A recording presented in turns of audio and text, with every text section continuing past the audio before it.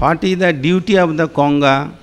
మనం తెలుగులో ఏమంటున్నారంటే కొంగా జపం. కొంగ ఏం చేస్తుంది అంటే కొంగ వెళ్ళి చెరువు పక్కనే కూర్చుని ఉంటుంది, సైలెంట్గా కూర్చుని ఉంటుంది. అలాగా కూర్చుంటే ఏమవుతుంది? కొంగ ఎందుకు కూర్చుంటుంది? చేప పట్టుకోవడానికి కొంగ కూర్చుకుంటుంది. అదేంటి? నిజంగానే అది ధ్యానం కాదు, తపస్య కాదు. అలాగే కొంతమంది సాధువులు, మునిలు, జోగులు, ఋషులు ఉన్నారు కదా, అలాగా వచ్చి మనకు ఏమి చూపిస్తున్నారు? కొంగ జోపం మాదిరిగా జోపం చేస్తున్నారు, కూర్చున్నారు. కానీ మనస్సులోనే వేరేగానే ఉంది. అది ఉదాహరణగా మనము చెప్పాలంటే ఈ రావణాసురు ఉన్నారు. రావణాసురు జగజ్జనని సీతామాతకి అపహరణ చేయటానికి ఏం చేసుకున్నారు? తన రావణాసురం వేషం మార్చేసి, రాజు వేషం మార్చేసి ఆయన ఏం చేశారంటే సాధు వేషం ధరించారు. సాధు వేషం ధరించి సీతామా పర్ణ కుటీశాలకి వచ్చేసి భవతి భిక్షాంగ్ దేహి. అప్పుడు సీతామాత బయటికి వచ్చారు. బయటికి వచ్చి చూస్తే ఒక సాధువులు వచ్చి భిక్ష అడుగుతున్నారు. అయితే సాధువులోటి భిక్ష ఇస్తే గృహస్థుల యొక్క ధర్మం ఏంటి? ఎవరైనా సాధువులు వచ్చి గృహస్థులకి ఇంటికి వస్తే తప్పకుండా వాళ్ళకి ఏదో దానం చేయాలి. చేయకపోతే మనకు గృహస్థులకు ఏమొస్తుంది అంటే కీడు కలుగుతాయి, మేలు కలగకుండా అమంగళం కలుగుతాయి. కాబట్టి దానం చేయాలి. ఇక్కడే మనకు ఒక మాట అన్నారు. ఈ రామాయణంలోనే ఒక మాట చెప్పారు అంటే ఈ సీతాహరణ గురించి, రామాయణం చరిత్రల గురించి ఒక చక్కగా రూపకథ అని ఉదాహరణ ఇచ్చారు. రాముడు ఎవరు? రాముడు అంటే సాక్షాత్ పరబ్రహ్మ రాముడు. లక్ష్మణుడు ఎవడు? లక్ష్మణుడు అంటే సాక్షాత్ గురుతత్వం అంటే లక్ష్మణుడు. సీతామాత ఎవరు? సీతామాత ఎవరు అంటే మన ఒక జీవతో పూరించారు సీతామాత. అయితే ఇక్కడ మనము ఎంతవరకు భగవంతుని ఆశ్రయించి ఉంటామో అంతవరకు మనకు ఏమీ కష్టాలు రాదు. భగవంతుని విడిచిపెట్టేసి తర్వాత మనం ఇష్టం వచ్చిన ఏమో చేస్తుంటే మనకు విపత్తాలు వస్తుంది. అట్లా అక్కడ ఏమైంది? అక్కడ అంటున్నారు సీతామాత తన ఆశ కోసం బంగారం లేడీ కావాలి తన ఉద్దేశంతో జీవులు ఏం చేస్తున్నాము? మనము కోరికలతో భగవంతుని దగ్గరకి వెళ్ళి నాకు ఇది కావాలి, అది కావాలి, డబ్బు కావాలి, ఆస్తి కావాలి, ఎన్నో కోరుకుంటాము భగవంతుని దగ్గర. భగవంతుడు మనకు నొక్కివాడవా? భగవంతుడు మనకు సర్వెంటా? మనం అడిగిన భగవంతుడు మనకు ఇస్తారా? కానీ భగవంతుడు అది ఇవ్వరు. ఎందుకు ఇవ్వరు? భగవంతుడు ఏమంటారే, నేను తెలిసిన వాడే, నీ మూర్ఖుడే, నీకు ఏమీ తెలియదు, నీకు ఎందుకు ఇస్తాను? భగవంతుడు మనకు ఇవ్వకపోతే ఆ రోజు మనం చేస్తాను భగవంతుని సేవ విడిచిపెట్టేసి ఒక చిల్లరు దేవత దగ్గర వెళ్ళి పూజ చేస్తాము. చిల్లరు దేవతలు మనకు కొద్దిగా ఇస్తారు, ఇచ్చిన తర్వాత అది వదిలిస్తారు, పూర్తిగా మనకు శాంతి కలగదు. అందుచేత ఇక్కడ ఎప్పుడైతే జీవుడు తన స్వార్థ కోసం రాముడికి పంపిస్తున్నారు, రాముడు నీవు వెళ్ళి నాకు శరణ హరినం కావాలి, అది తీసుకుని రావాలి. అప్పుడు రాముడు ఏం చేశారు? వెళ్ళిపోయారు. ఎప్పుడైతే రాముడు వెళ్ళి చేశారు అది నిజంగానే శరణ హరినం కాదు, అది అంటే ఎవరు? మాయాలేడి. కాబట్టి మాయాలేడి అక్కడ అరుస్తుంటుంటే ఏ స్వరంతో? లక్ష్మణుడు యొక్క గొంతుతో, రాముడు యొక్క గొంతుతో ఏడుస్తున్నారు. ఇక్కడ నుంచి సీతమ్మకి వినబడుతుంది రాముడికి ఏదో విపత్తు కలిగింది, అప్పుడు ఏంటి ఏడుస్తున్నారు. లక్ష్మణ్ నీ వెళ్ళు. సీతమ్మ ఏమంటుంది? సీతమ్మ అంటున్నాడు లక్ష్మణ నీ వెళ్ళు, నీ అన్నయ్య ఏదో బాధ కలిగింది, విపత్తులు వచ్చిందో, ఏదో అసులు పట్టుకొని నీ హెల్ప్ చేయి.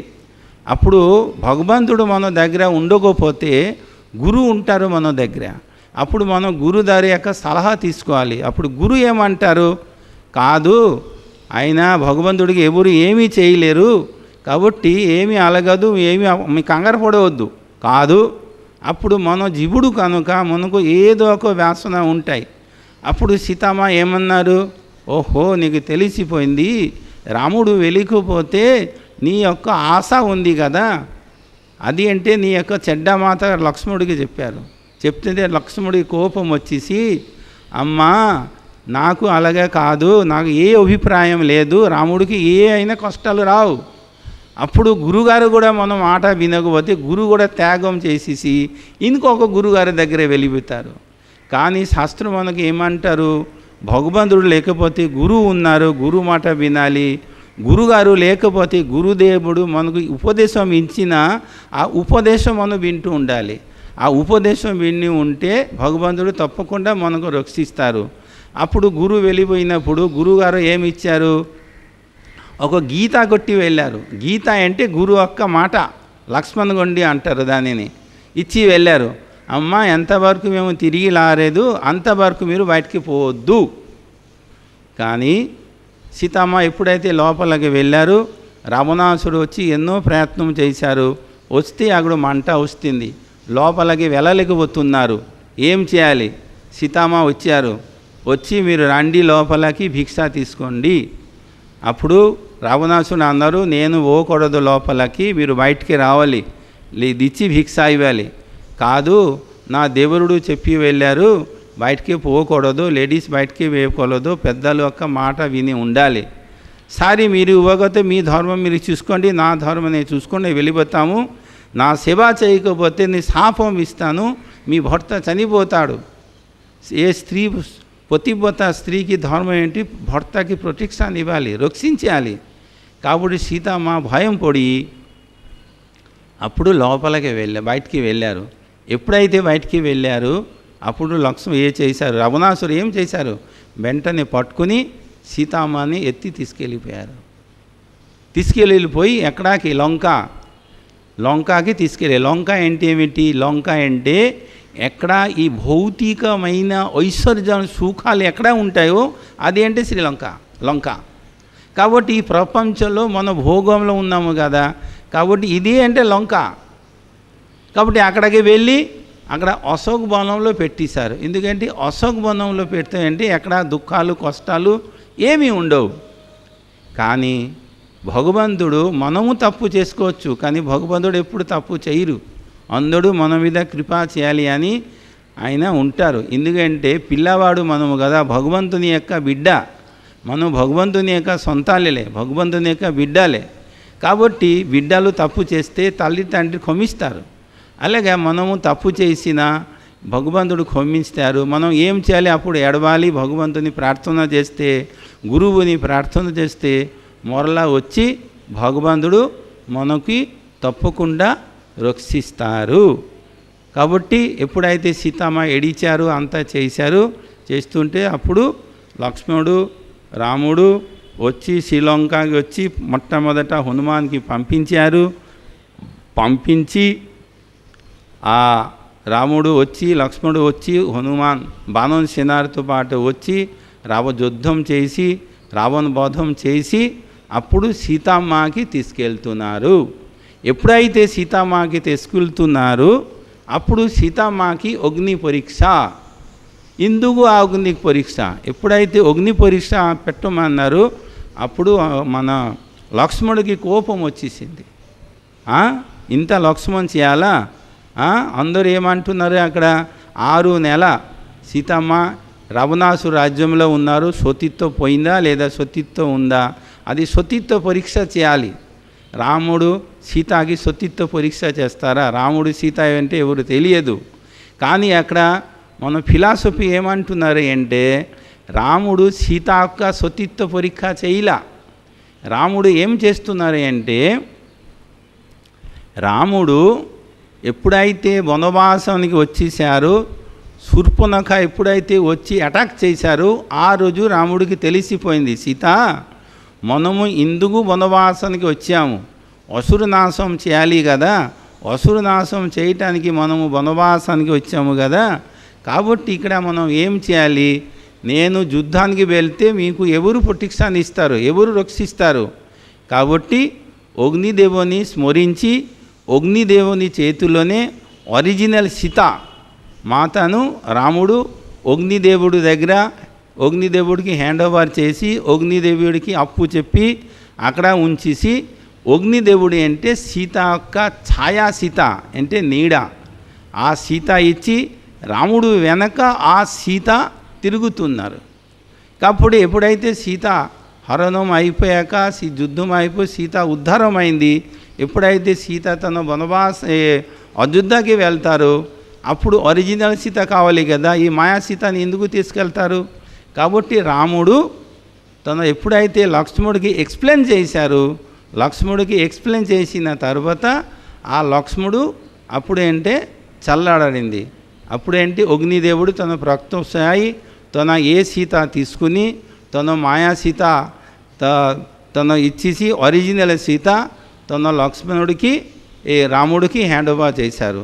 ఎప్పుడైతే రాముడికి హ్యాండ్ ఓవర్ చేశారో ఆ సీత తీసుకుని పుష్ప విమానంలో ఎక్కిసి అందరూ తను అయోధ్యానికి వెళ్ళారు. పుష్ప విమానంలో ఎక్కి ఎందుకు తీసుకెళ్ళాలి? దానికి కారణం ఏమిటో, పుష్ప విమానంలో ఎన్నో విమానాలు ఉన్నాయి కదా, ఆ ఏదో ఒక విమానంలో ఎక్కి వెళ్ళవచ్చు కదా, ఈ పుష్ప విమానం తీసుకొని ఎందుకు వెళ్ళాలి అంటే, పుష్పం ఎప్పుడైతే ముగ్గుగా ఉంటాయో అప్పుడేంటే కూర్చోడానికి మనకు ప్లేస్ ఉండవు. ఎప్పుడైతే పూర్తిగా వికసిస్తుందో అప్పుడు తన ఎడం పెరుగుతుంది. కాబట్టి పుష్పము విమానానికి రహస్యం ఏమిటి అంటే, ఎంతమంది అయినా ఎక్కవచ్చు, ఎంతమంది అయినా వెళ్ళవచ్చు. ఆ జనాన్ని పెట్టేసి పుష్పం వేస్తుందో దాని ఆ రెక్కలు అని ఉన్నాయి కదా, ఆ రెక్కలు అంటే ఎక్స్టెన్షన్ చేస్తుంది, పెంచుతుంది. అందుచేత దానిని పుష్ప విమానంతో పేరు ఇచ్చారు. ఆ పుష్పంతో ఆ విమానంతో పూరించారు. కాబట్టి మనము చెప్పి ఇక్కడ కంక్లూడ్ చేస్తున్నాను. ఈ గౌడియ మఠం ఉన్నదే, ఈ గౌడియ మఠం అంటే ప్రభుపాదు భక్తి సిద్ధాంత సరస్వతి గోస్వామి ఠాకూరు తన 1929లో వచ్చి ఇక్కడ మఠం ఎస్టాబ్లిష్ చేస్తే గోపాల్పురంలోనే ముందు ఆయన రెంటెడ్ హౌస్లో చేసేసి ఇక్కడ ఆయన సదాశివ అనే ఒక బ్రాహ్మిన్స్ మైలాపూర్లో ఉంటారు.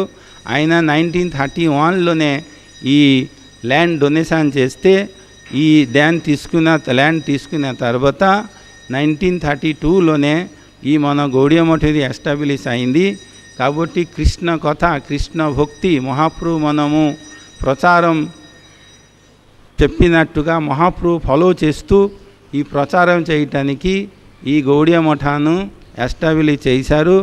నా గురుగారు అయిన శ్రీమద్ భక్తి వనదేవ గోస్వామి దగ్గర ఆశ్రయం తీసుకుని తన యొక్క శిష్యుల కింద స్వీకరించి ఇక్కడ కృష్ణ కథ, కృష్ణ భక్తి, కృష్ణకాల్ మహాప్రభు ఒక ధర్మం. మన జీవగోస్వామి షడగోస్వామి ఉన్నారు గౌడియ వైష్ణవానికి. షడగోస్వామి మనం చెప్పినట్టుగా మన గౌడియ సిద్ధాంతులుగా కృష్ణస్తు భగవాన్ స్వయం, కృష్ణుని యొక్క సేవ చేయాలి, కృష్ణుని యొక్క ఆరాధన చేయాలి, కృష్ణనామం సేవిస్తూ ఉండాలి. ఎందుకంటే కృష్ణనామం సేవిస్తూ ఉండాలి. కృష్ణుడు ఏంటి మూలం, ఎతే చాంశో కళాపుంశో కృష్ణస్తు భగవాన్ స్వయం. శ్రీమద్ భాగవతంలో వ్యాస మహర్షి చెప్పారు, ఎంతవరకు జీవుడు కృష్ణ భజం చేయలేదు, కృష్ణనామం చేయలేదు, కృష్ణ జపం చేయలేదు, అంతవరకు ఆయనకి ఆ భగవద్ధామం పొందలేము. ఎంతవరకు జీవుడు కృష్ణ సేవ చేయలేదు, తన జీవుడికి శాశ్వతమైన తన ధామానికి పోలేరు మాట. కాబట్టి కృష్ణ భజం హైయెస్ట్. కాబట్టి అందరి యొక్క దగ్గర ప్రార్థన చేసుకుంటాడు, అందరూ కృష్ణ భజం చేయాలి, కృష్ణనామం చేయాలి. మనము మహాప్రభు గారు చైతన్య మహాప్రభు గారు ఉపదేశం ఇచ్చిన హరే కృష్ణ కృష్ణ కృష్ణ హరే హరే, హరే రామ రామ రామ హరే హరే. ఈ మంత్రము చైతన్య మహాప్రభు గారు తన అగ్నిపురాణం నుండి హరే కృష్ణ కృష్ణ కృష్ణ హరే హరే, హరే రామ రామ రామ హరే హరే అంటే హరే కృష్ణ కృష్ణ కృష్ణ హరే హరే. ఈ భాగము అగ్నిపురాణం నుండి కలెక్షన్ చేసి బ్రహ్మాండ పురాణం నుండి హరే రామ రామ రామ హరి హరే ఈ రెండు పురాణం నుండి కలెక్షన్ చేసి చైతన్య మహాప్రభు గారు తన చైతన్య ముఖోద్గిరినం స్వయం చైతన్య మహాప్రభు గారు తన ముఖంలోనే హరే కృష్ణ కృష్ణ కృష్ణ హరే హరే, హరే రామ రామ రామ హరే హరే ఈ మందరుకి ఈ మంత్రం ఇచ్చారు. ఇహా గియా జపసపే కొరియా నిర్బంధ, ইহা হইতে সর্বসিদ্ধি হইবে সবার। ఎందుకంటే దేశో కాలో టైమో దీనికి సంబంధమే లేదు. సేమ్ ఇలాగా మంత్రం మనం చూసుకుంటే కొలిసంతరే ఉపనిషత్తులు కూడా ఉంది. కొలిసంతర అనే మంత్ర ఉపనిషత్తులు ఏమంటే హరే రామ రామ రామ హరే హరే, హరే కృష్ణ కృష్ణ కృష్ణ హరే హరే. ఆ సొలనామం 32 అక్షర్ అంటే 16 నామము 32 అక్షరాలు ఉన్నాయి కదా. అది అంటే ఏమిటి అంటే ఆ నామం జపం చేసుకుంటే మనము అంటే పాపం నుండి ముక్తి పొందుతాము. కానీ అది అంటే తారక బ్రహ్మనామం. తారక బ్రహ్మనామం చేస్తే మనము సంసారం నుండి తొరిస్తాము. కానీ పరక్ బ్రహ్మనామం అంటారు. హరే కృష్ణ కృష్ణ కృష్ణ హరే హరే, హరే రామ రామ రామ హరే హరే. దీనిని అంటే పరక్ బ్రహ్మనామం అంటారు. ఈ పరక్ బ్రహ్మనామం మనము జపం చేస్తే ఏమవుతుంది అంటే భగవంతుని యొక్క ప్రేమం ఉంది, భగవంతుని యొక్క ధామం ఉంది, భగవంతుని యొక్క పాదపద్మం ఉంది కదా, తన పరంపదం తన వైకుంఠ ధామం ఉంది కదా, గోలోక్ ధామం ఉంది కదా. ఆ ధామానికి వెళ్ళి కృష్ణుని దగ్గర సేవిస్తాము. కృష్ణుని దగ్గర అది సేవించుతా కానీ కృష్ణు యొక్క ప్రేమం పొందుతాము. కృష్ణుని యొక్క ప్రేమం పొందుతానంటే అక్కడ ఏం చేయాలి? అది అంటే రాధా అని కృష్ణ ఇద్దరు ఉన్నారు. రాధా కృష్ణ అంటే శక్తిమానం. అంటే మన గౌడీయ ఫిలాసఫీలో అంటారు శక్తిమానం. శక్తిమాన అభేదం. శక్తికి శక్తిమానికి అభేదం ఉంది, దీనికి భేదం లేదు. కాబట్టి ఎట్లా భేదం లేదు అంటే పుష్పం ఉంది, పుష్పంలోనే తన గంధం ఉంది, పుష్పం నుండి గంధం తీయటానికి మనకు వీలు లేదు. అగ్ని ఉంది, అగ్నికి దైహిక శక్తి ఉంది, అగ్ని నుండి దైహిక శక్తి తీయటానికి మనకు వీలు లేదు. జలం ఉంది, జలంలోనే తన వెట్టు ఉంది, తడి ఉంది, ఆ తడికి మనం తీసివేయటానికి మనకు శక్తి లేదు. అలాగే శక్తిమాన అభేదం.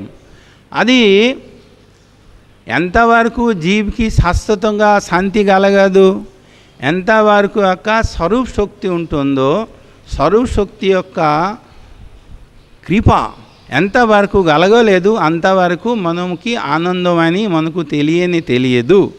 దానిని గురించి మన జీవ్ గోస్వామి పాదు తన ప్రతి సందర్భంలోనే ఎక్స్ప్లెయిన్ చేశారంటే షడగోస్వామి అంతర్గతం మన జీవ్ గోస్వామి పాదు ఉన్నారు.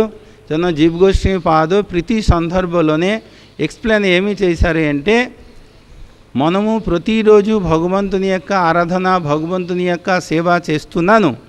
భగవంతునికి ఆరాధన, భగవంతుని యొక్క సేవ చేస్తే ఒకాకన రోజు మనం చేసిన సేవ, ఒకాకన రోజు చేసిన కీర్తనం, ఒకాకన రోజున చేసిన భజనం, ఒకాకన చేసిన ఆరాధనకి మనకు ఏంటి జీవితంలో మర్చిపోను. దీనికి కారణం ఏమిటి అంటే ఆయన ఏమంటున్నారు అంటే ఆ రోజే చేసిన సేవ భగవంతునికి అంటే లైక్ అయింది.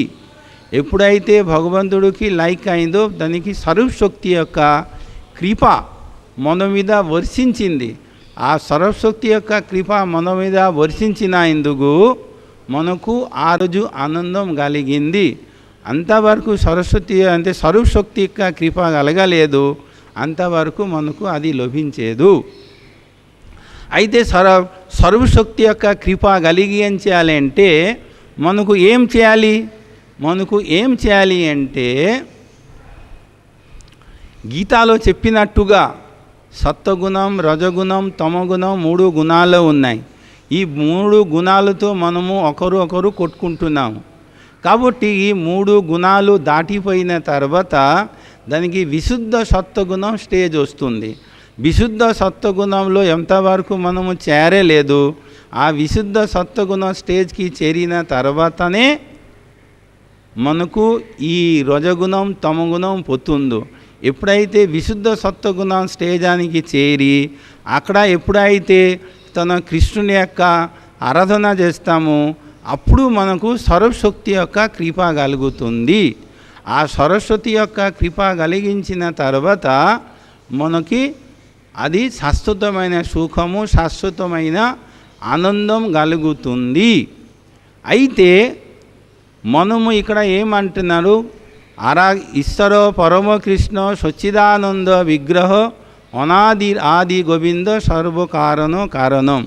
కృష్ణుడు అంటే ఈశ్వరుడు, కృష్ణుడు అంటే సర్వేశ్వరుడు. కాబట్టి మనం అంటే కృష్ణుని యొక్క సేవించాలి, కృష్ణుని యొక్క ఆరాధన చేయాలి.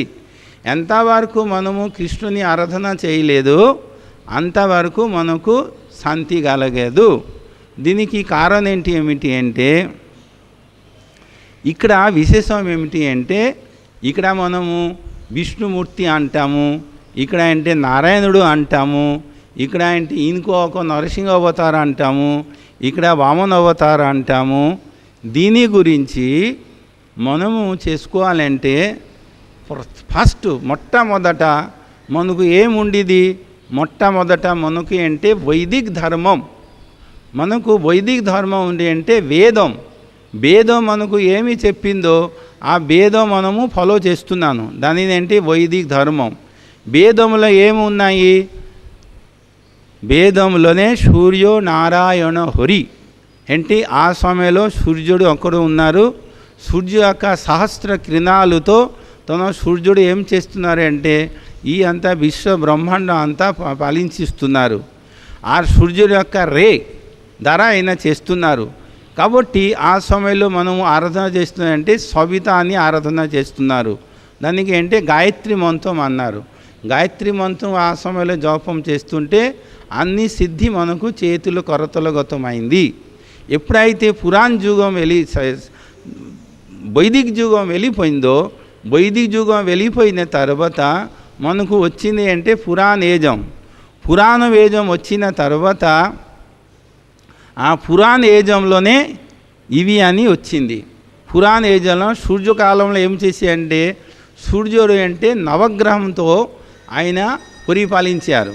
కానీ పురాణ ఏజ్ వచ్చిన తర్వాత ఆ సూర్య భగవానుడే సూర్య వంశంలో రాముడు అవతారం ఎత్తారు. తర్వాత చంద్రుడు నవగ్రహంలో ఉన్న చంద్రుడు ఏమి చేశారంటే చంద్రవంశంలో బలరాముడి కింద అవతరించారు. తర్వాత సూర్య చంద్ర తర్వాత మంగళుడు అంటే నృసింహ భగవంతుడు అవతారం ఎత్తారు. నృసింహ భగవానుడు అవతారం ఎత్తి ఆయన ఆ మంగళ గ్రహుడు యొక్క రూపం చేశారు. తర్వాత బుధ గ్రహం ఉంటుంది. బుధ గ్రహం ఏం చేసింది, ఎవరు బుద్ధ అవతారం ఎత్తారు. బుద్ధ అవతారం ఎత్తేసి బుధుడు, బృహస్పతి అంటే వామన అవతారం, శుక్రుడు అంటే పరశురామ అవతారం, శని అంటే మన కొల్కి అవతారం.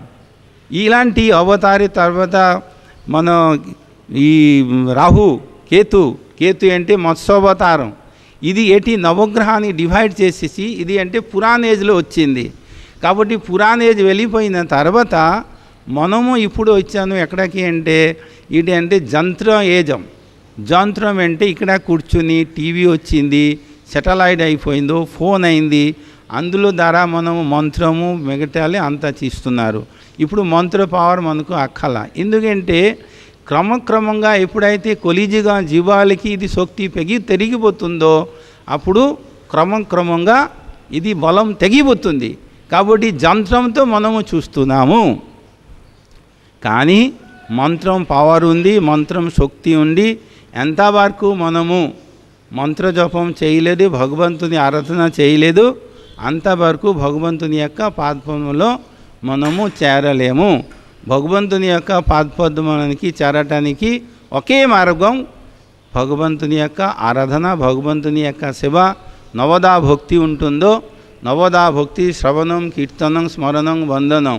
ఫస్ట్ ఏం చేయాలి అంటే శ్రవణం చేస్తుంటే, ఎందుకంటే శ్రవణం ఎంతవరకు మనము పూర్తిగా చేయలేదు, శ్రవణం చేసిన తర్వాత అప్పుడు భగవంతుని ఆరాధన చేస్తాం. ఎందుకంటే ఏ విధంగా సాధన చేయాలి అది శ్రవణం చేయాలి. శ్రవణం చేస్తేనే అప్పుడు మనము నేర్చుకుంటాము ఎట్లా సాధన చేయాలి, ఏ విధంగా సాధన చేయాలి, ఎవరిని ఆరాధన చేయాలి, ఎవరి యొక్క అనుగ్రహం పొందాలి, అవి అని శ్రవణం ద్వారా మనం లభిస్తుంది. కాబట్టి ఫస్ట్ శ్రవణం. అయితే మనకు శ్రవణం చేస్తుంటే ఏమొస్తుంది అంటే మనం రూపగోష్ఠి పాదు చెప్పినట్టుగా ఆదౌ శ్రద్ధ తతో సాధుసంగో తతో భజన క్రియ తతో అనర్థ నివృత్తి సత్. అప్పుడు మనకు ఏమవుతుందండి, ఆదౌ శ్రద్ధ, మనకు శ్రద్ధ కలగాలి.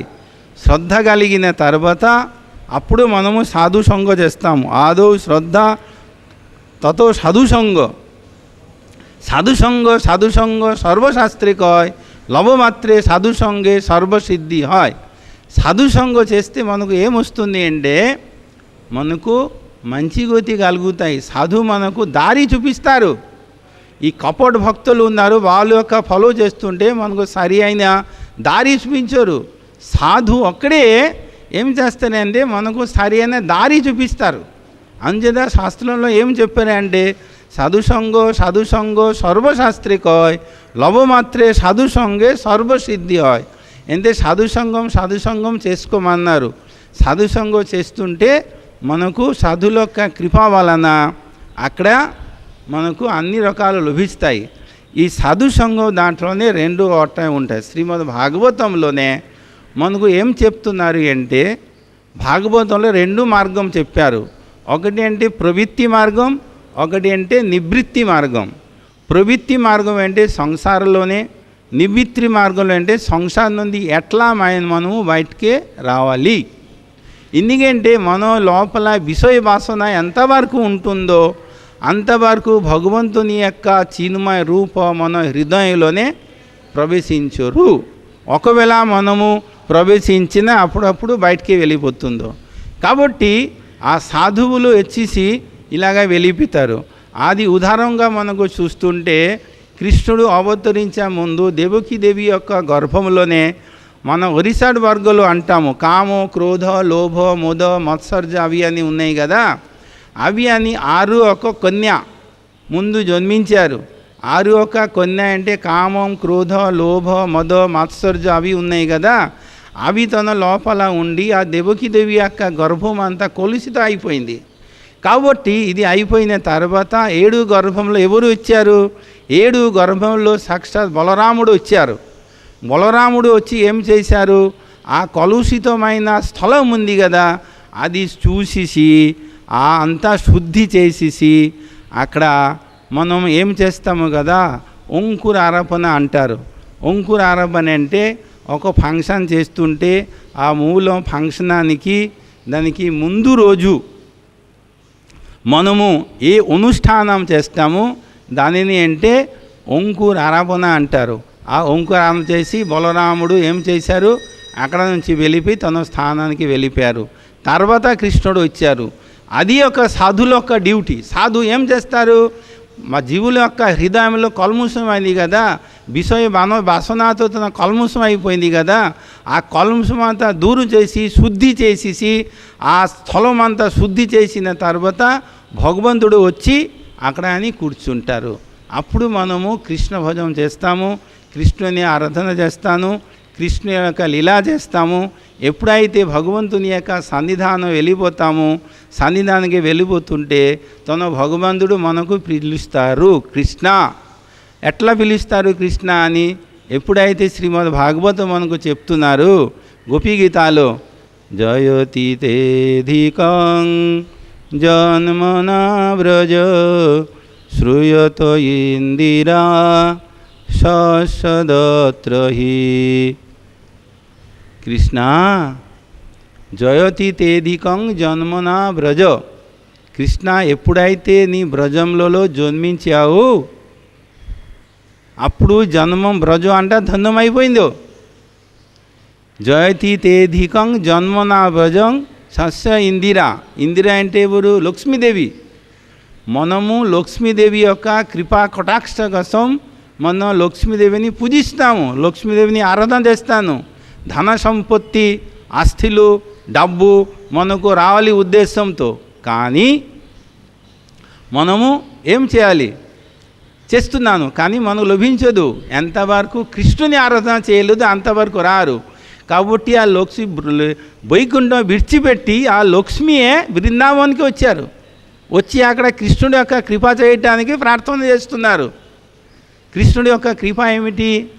కృష్ణుడి యొక్క లీలాలోనే కృష్ణు యొక్క రాసలీలానే ప్రవేశం చేయాలి. ఎప్పుడైతే కృష్ణుడు యొక్క రాశిలో ఎవరితో చేస్తున్నారు? ఆ గోపికాలతో పాటు కృష్ణుడు ఏంటి రాసలీల చేస్తున్నారు. ఆ గోపికలు అసలు ఎవరు? మనము అనుకుంటున్నాము అంటే ఆడవాళ్ళతో కృష్ణుడు లీలా చేస్తున్నారు. కానీ ఒక మాట మనం గుర్తుపెట్టుకోవాలి, కృష్ణుడు రాసలీల చేసినప్పుడు కృష్ణుడు యొక్క ఏజ్ ఎంత? కృష్ణుడు యొక్క ఏజ్ ఎంత? 7 సంవత్సరం.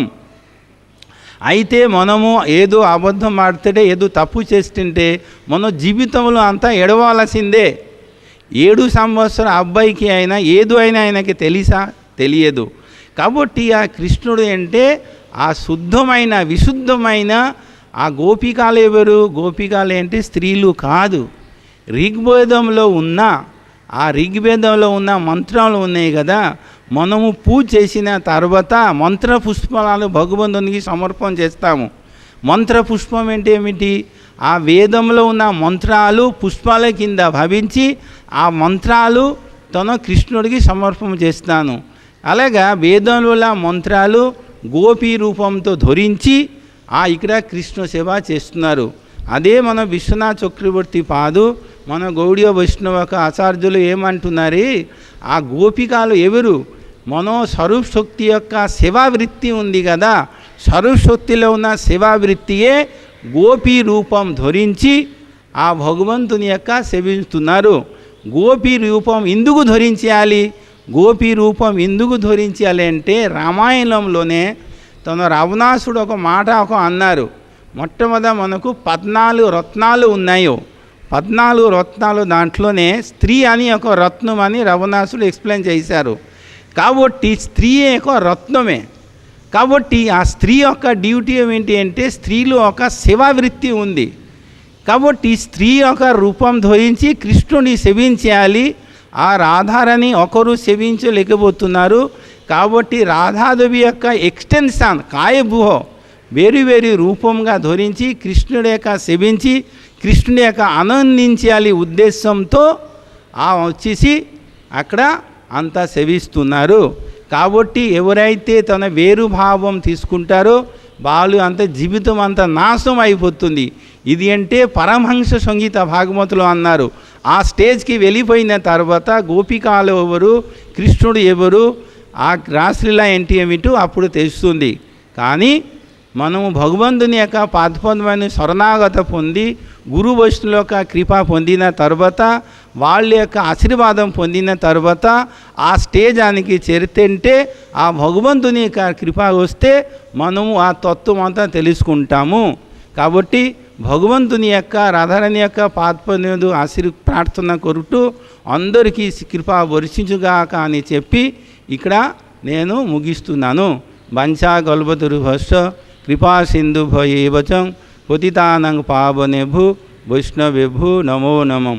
హరే కృష్ణ కృష్ణ కృష్ణ హరే హరే, హరే రామ రామ రామ హరి హరే. సర్వే సుఖినః భవంతు.